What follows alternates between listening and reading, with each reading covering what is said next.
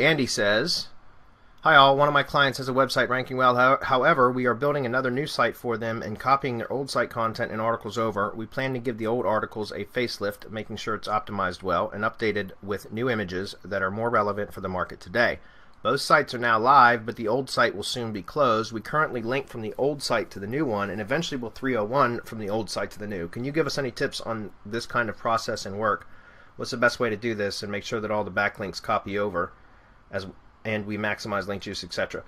Well, I think while the old site is up, if you have both pages live on the web, like the old page and the new page, linking from the old page to the new page really isn't the best way to do it, in my opinion. You're better off pointing a canonical to the new page because it's the same content. It's called a cross-domain canonical. And again, you can do that with pretty much all of the SEO plugins now. You just go down to the advanced section within the page editor itself. Go down to the widget area where your SEO plugin is underneath the WYSIWYG editor, and click on the advanced settings for whichever SEO plugin you're using, and there's typically a canonical field there that you can paste the link to the new post, right? The new page with the content on it on the new website. All right, because it's the same content, and a cross-domain canonical is how Google actually tells us we're supposed to handle that. And then once you are done building out the new site and you're ready to make the permanent switch, then you make the 301. Okay?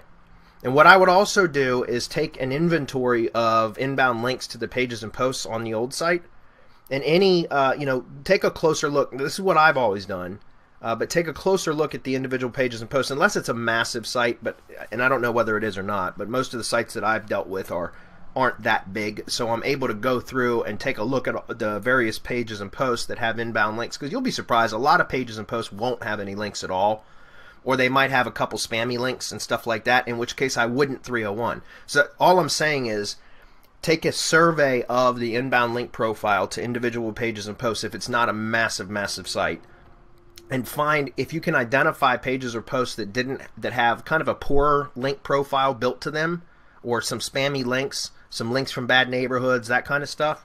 Then I would not 301 those. I would just take the old page down, if that makes sense. You're gonna copy the content over to the new site, and you're gonna have a new page URL anyway. But then you're not pushing. The way I look at it is, if you're going through this process, it's a good time to try to clean up some questionable links within your inbound link profile. Now, if you notice, here's the thing: if you notice a significant drop, you're going to see a lot of dancing anyways because you're changing domains. That's just the way it is.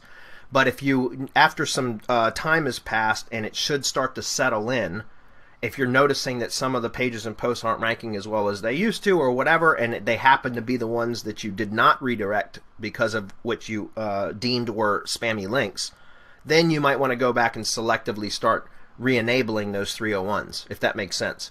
But again, I like to try to, if I have to go through that process anyway, I like to take the time to try to clean up the link profile. And you might not even have that issue, but if it's an older site, chances are you probably have some spammy links in that profile that could be cleaned up.